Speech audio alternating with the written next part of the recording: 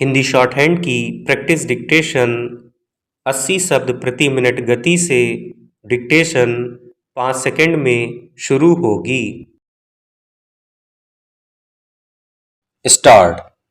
भारतीय रेलवे की ओर से अक्सर यात्रियों को विश्व स्तरीय सुविधाएं मुहैया कराने की घोषणा की जाती है, मगर आए दिन ट्रेन से सफर के दौरान खासी संख्या में यात्री जिस तरह की शिकायतें करते हैं, उससे साफ है कि सुविधा के प्रचार के बरक्स हकीकत अलग है।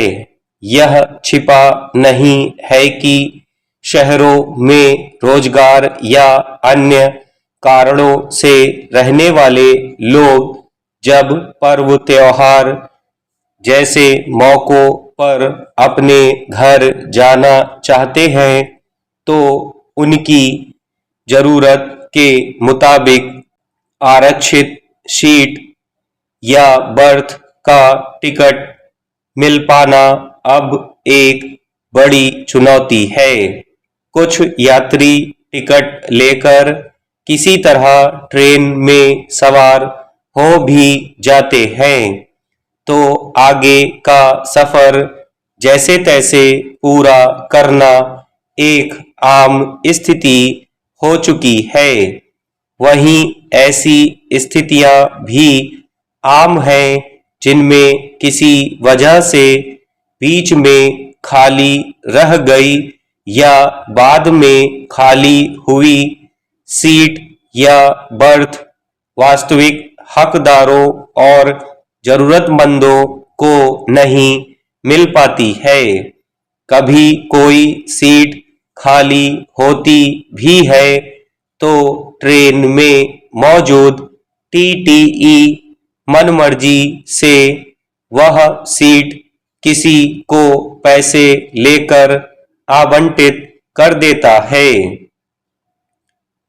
कलकत्ता हाई कोर्ट ने इसी पहलू पर गौर करते हुए ट्रेन में ऐसी गड़बड़ियों के खिलाफ कड़ी टिप्पणी की और कहा कि कुछ ट्रेन में टीटीई सब्जियों की तरह खाली बर्थ बेचते हैं। अदालत ने देश के सभी रेलवे जोन के महाप्रबंधकों को निर्देश दिया कि ऐसे कर्मचारियों पर मौजूद अधिकतम दंडात्मक कार्रवाई सुनिश्चित की जाए। दरअसल जब ट्रेन अपने गंतव्य के लिए चल पड़ती है, उसके बाद अगर किसी वजह से कोई सीट या बर्थ खाली रह जाती है तो इसके बारे में आमतौर पर टीटीई को ही जानकारी होती है।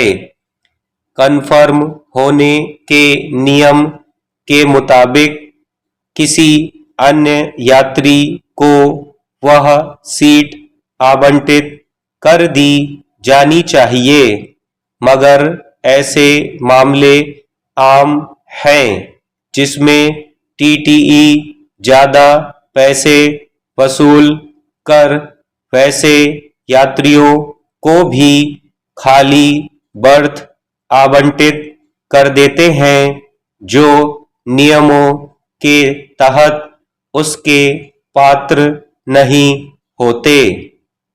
जिन यात्रियों को टीटीई सीट या बर्थ देता है उसके पास अगर किन्हीं वजहों से आरक्षित टिकट नहीं है तो हादसे, लूटपाट, चोरी या ठगी की स्थिति में कानूनी कार्रवाई में अड़चन आ सकती है। विचित्र है कि जिस आम हो चुकी समस्या पर खुद रेल महकमे या सरकार को अपनी ओर से सख्ती बरतनी चाहिए थी, व्यवस्था और नियमों में सुधार करना चाहिए था, अवैध कमाई के लिए टीटीई या अन्य कर्मचारियों के खिलाफ कार्रवाई करनी चाहिए थी, वह करने की सलाह एक अदालत को देनी पड़ी। स्टॉप।